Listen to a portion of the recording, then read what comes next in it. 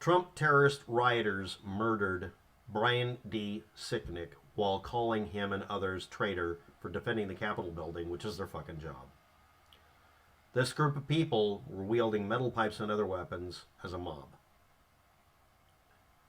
Beaten to death at the Capitol building riot sometime after 1 p.m. on the 6th.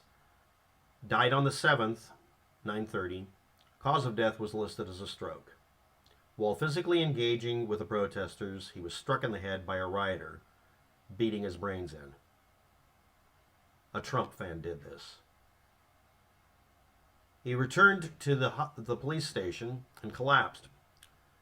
Was put on a ventilator with a blood clot in his brain that had caused a stroke that damaged the part of the brain that maintains breathing, heart, everything. Or most things. Enough damage was done that he would be, at that point, declared brain dead. They kept him that way until the family was able to show up and make the decision. He was a Trump-supporting U.S. Capitol police officer and Iraqi war veteran attacked by essentially the more radical version of his own kind. He had expressed a lot of frustration in the previous years for basically being abandoned by his country. Another person who died. San Diego Pool Services store owner and Air Force veteran Ashley Babbitt was shot and killed by an unrelated Capitol police officer during the siege of the Capitol. She had posted, like everybody else who did this, on social media about this. And enough people saw this on social media and ran it through archives, which is one of the reasons the archiver wasn't working for a lot of us, because it was being used to save evidence. Every single boast they did, every bit of planning, every bit of coordination they did between each other, including an organization that called themselves seditionists, was archived. Below you will find a link to tips.fbi.gov/digitalmedia/AAD18481A3E8F02, specifically so that you can give up information to them so that they can track down the thousands of people who did this. Because if you're not aware of this, it isn't a plea deal moment. If you participated in this riot, and this lady, by the way, did, and posted about her doing it, people bragged about it, who had a multiple year history of being Trump supporters. And this has been archived. You can just forward an archive. You're allowed to make sure that the FBI is forced to investigate them. And it isn't going to be some Trump-based FBI. This is the real FBI. The FBI doesn't give a shit about the President of the United States or any politician's opinion, and never has, when it comes to an outright insurrection, along with the U.S. military. The Capitol Police are now hunting these people on social media. You can forward it to them as well. There is no statute of limitation on treason. They can be tracked down a decade from now, hauled before a court at the world's leisure. And this is an important thing. An act can be passed, and should be, to make it illegal and physically impossible for any politician to give them a pardon. The mandatory punishment for this, whether you give state's evidence or not, may be a full-length sentence. Besides a pool services store owner and an actual real cop dying outright from violence, we have 3 other individuals who have been identified. This is public information. Roseanne Boleyn of Kennesaw, Georgia, 34 years old. Died way too young. This is from Medical Emergencies. The next 2 are as well. 50-year-old Benjamin Phillips, Ringtown, Pennsylvania. We don't know how they died. Kevin Greason of Athens, Alabama, at 55 years old, died from a heart attack, which is way too young. It's not necessarily a rumor, but I can't totally confirm it with more than 3 sources, but apparently he tased himself while inside of the Capitol building or something. And there's a meme about him damaging some portrait or something. I don't know. If you were looking up any of these people, you might find my video. I don't know. The point is, none of this should have happened. A grand total of 82 people were arrested so far for the riot that killed 5 people and was an attack, not just an attack on the Capitol, but obvious, if you're not aware of it, an attempt to prevent a normally very ceremonial and boring activity of people being compelled in that building to acknowledge who won and who lost the presidency. And in the process, forcing them to also be cognizant, without the ability to deny it, that they have been voted in or out of office. So that's understood. And more importantly, it compels the Vice President of the United States, Mike Pence, to say, I've been fired, and so has my boss. This is not necessarily what people consider the real reason for it, but yes, it is.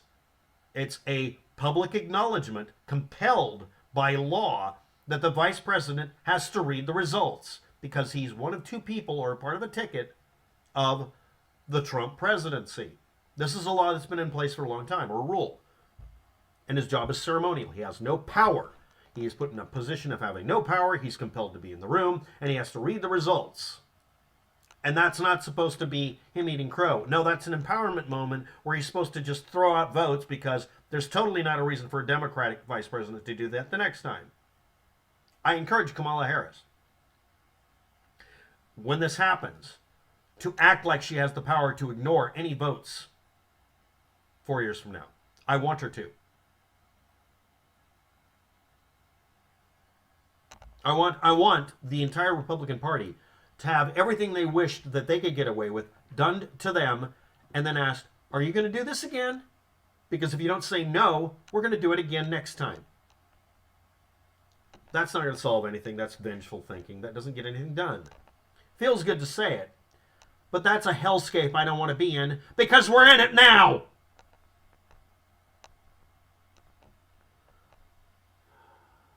Now debunking of a meme that makes the Trump idiots look bad and makes Trump really look bad. Or is it? Is it really a meme? Did the Pentagon or somebody else order DC National Guard or somebody else to stand down so that the rioters could win? I'm going to read facts that I was able to find. It took this long for me to get it straight. On the 6th, Capitol Police Chief Stephen A. Sund, the police chief, made an urgent call to the Pentagon and city officials pleading for 200 backup troops. His estimate at the time was that was needed. This is late afternoon, right before the riot, or excuse me, early afternoon, right before the rioters hit the building at about 1 p.m. or so. He was asked whether he wanted help from the National Guard, and he said yes. An official of the Office of the Secretary of the Army may or may not have been a Trump appointee. I don't believe that, because he said that wasn't going to be possible. Now, this is a very specific wording. It's not, no, go to hell, Trump wants you to have a riot. It's, that's not possible. The mayor confirmed the police made it perfectly clear that they needed extraordinary help and asked for National Guard. There was some concern expressed from the Army, according to everybody who was able to check on it quickly while the riot was now started and actually involving the building, whether they'd been invited by Congress officially.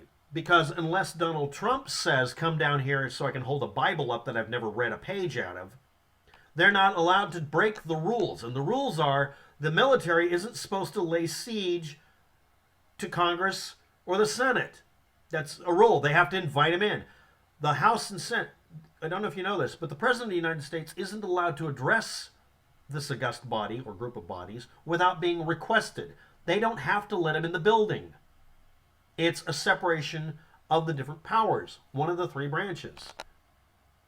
They can just ignore the president and he can be barred from entering. There's a bunch of rules about protecting them from interference from the president.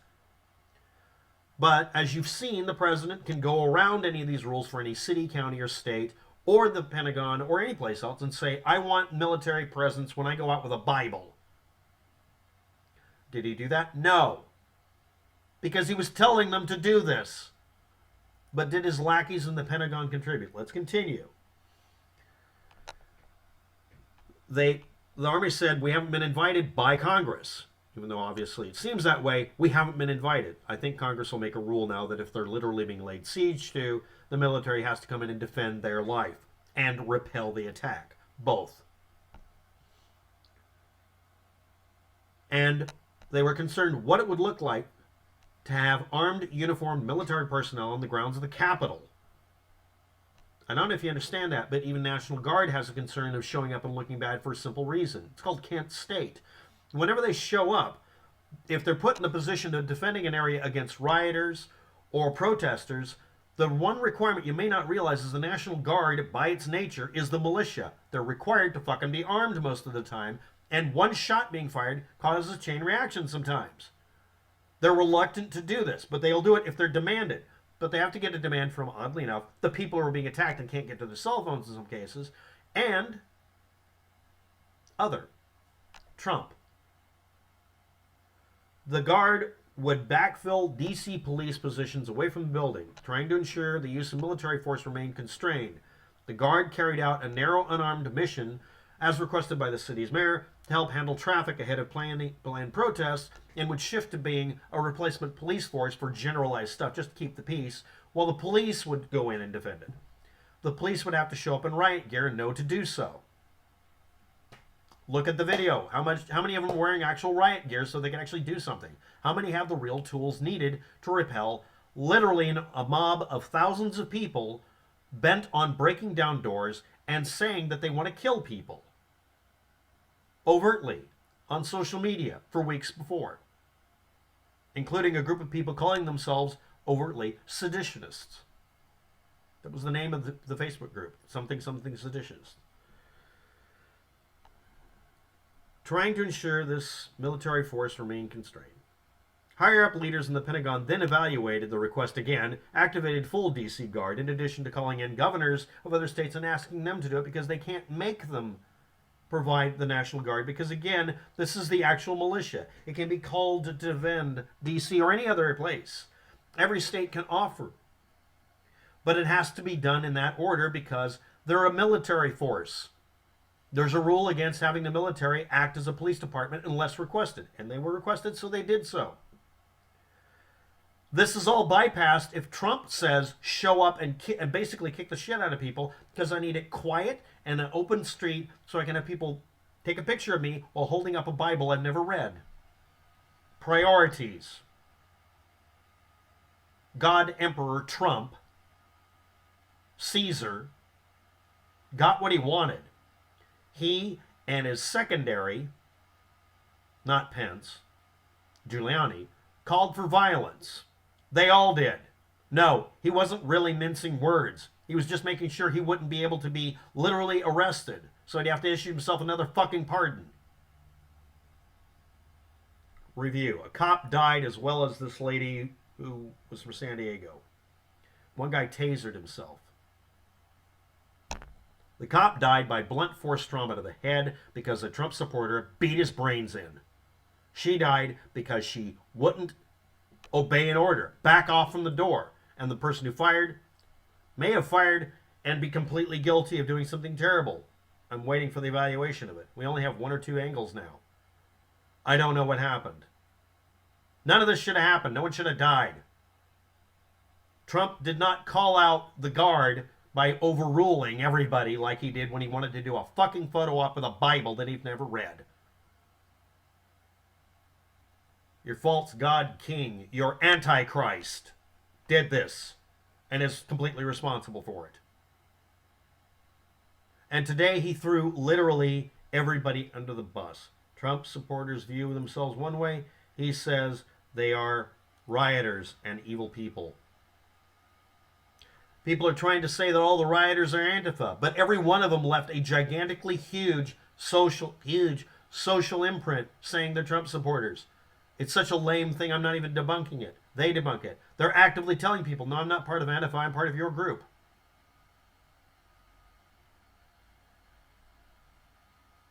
Thanks for watching. Have a good day. Good luck with that.